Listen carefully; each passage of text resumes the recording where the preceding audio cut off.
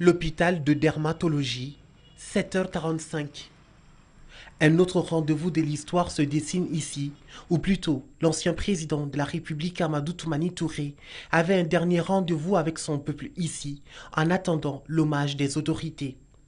La grande chancellerie et le major de garnison en synchronisation pour offrir une dernière opportunité aux Maliens de faire leur adieu au président ATT. Personne ne voulait se faire raconter ce jour et tenait à remercier l'enfant de Soudou Baba pour ses actions de construction du Mali. Nous, on l'a vu, le lieutenant, il a été notre instructeur, il a été tout pour nous, de 1975 jusqu'à nos jours. Et franchement, on regrette son départ et on le souhaite que la terre lui soit légère. Nous avons partagé beaucoup de choses, mais seulement son amour pour le pays. La force d'avancer, malgré tout. Oui, le travail bien fait. La cohésion.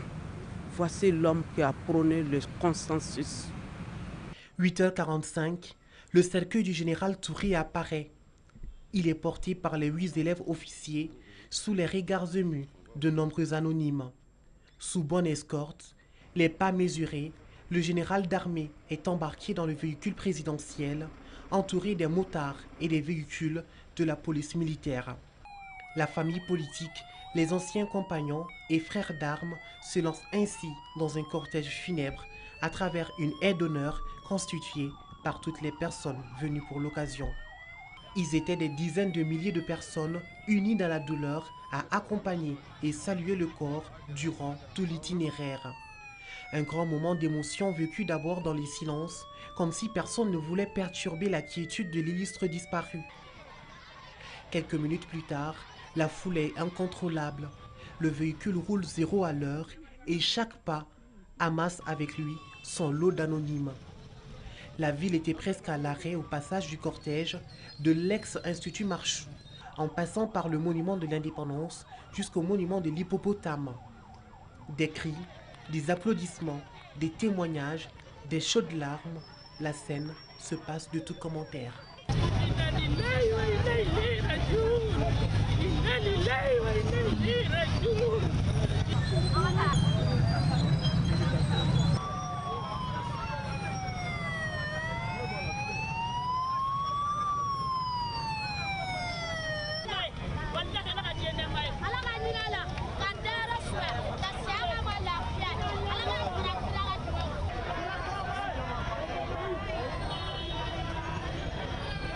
Je l'ai aimé comme un père et il m'a aimé comme une fille. Et cet amour continuera au-delà de la mort.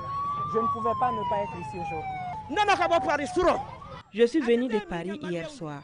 Je suis là pour remercier ATT, son épouse et ses enfants pour tout ce qu'ils ont fait pour le Mali. Un devoir de reconnaissance pour les Maliens, de communier avec celui qu'ils appellent le bâtisseur, le soldat de la démocratie ou tout simplement ATT. Le cortège funèbre a pris fin au génie militaire, occasion offerte à d'autres anonymes de se recueillir sur la dépouille et signer le registre de condoléances. ATT démontre une fois de plus qu'il est incontestablement l'homme du consensus.